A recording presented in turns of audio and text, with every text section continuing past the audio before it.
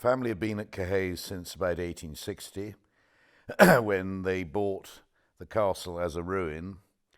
The family who'd been here for probably coming on for 500 years were called Trevanion, and they'd had 4 separate houses at Caerhays, of which the castle was the last.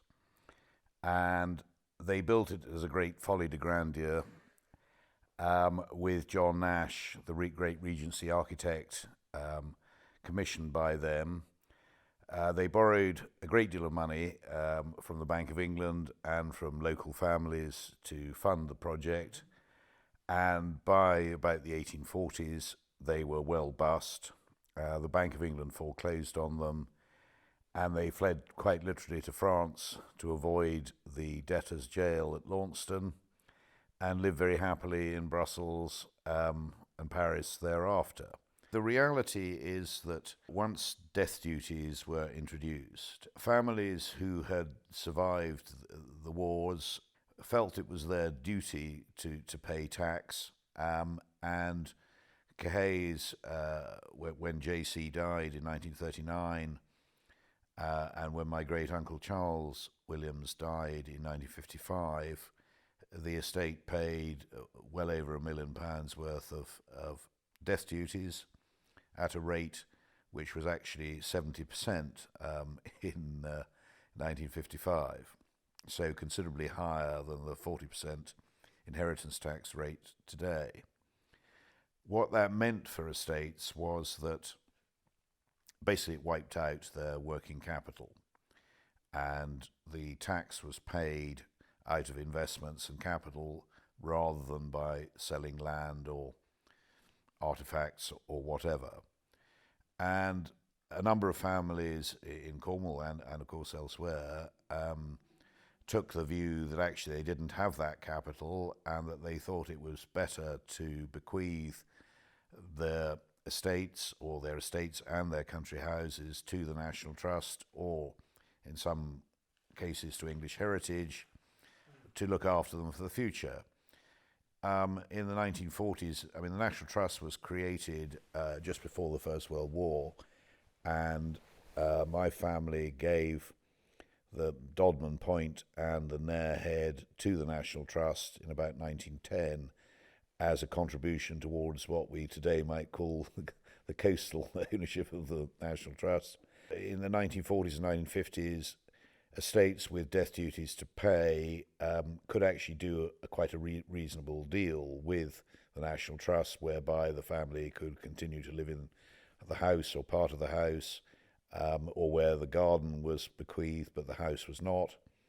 In more recent times, the National Trust, if they're going to accept a gift, require an enormous dowry as well, which is why you don't very often see property, large property like or estate property being bequeathed to the National Trust.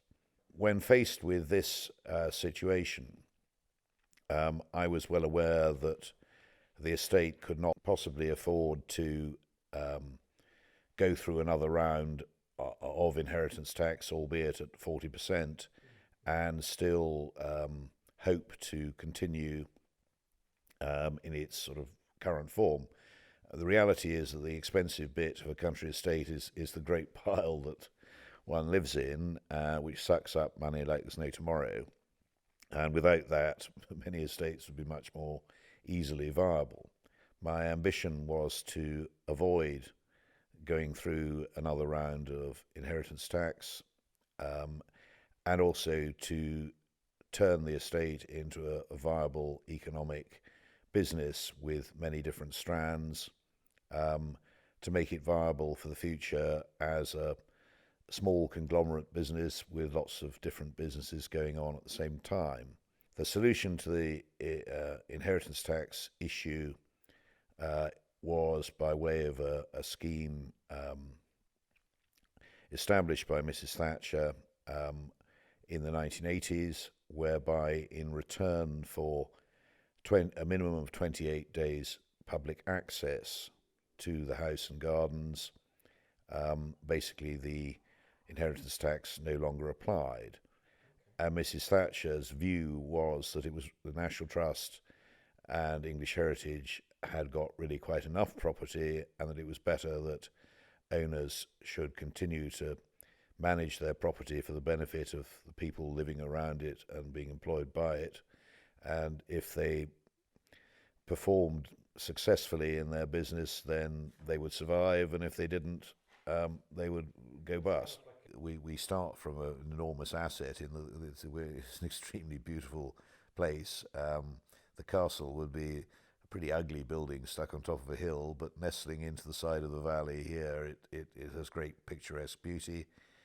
Our greatest asset is our, Chinese Asiatic woodland garden, which is really what Caerhays is probably best known for.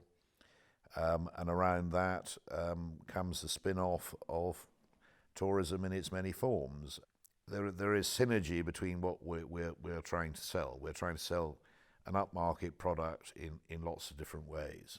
I mean, the same person who might have their garden done by Berncouz might have their extension built in St Maurs by KPK, and vice versa. There is synergy between all these businesses, and the same upmarket customer that we want to come round the gardens is the same person who might well have their daughter married here, or have their come down for their children for a weekend break and a holiday let. It's the same people who know us and like us. It's a corporate image of something that's different, beautiful, and for a gardener, hopefully close to paradise.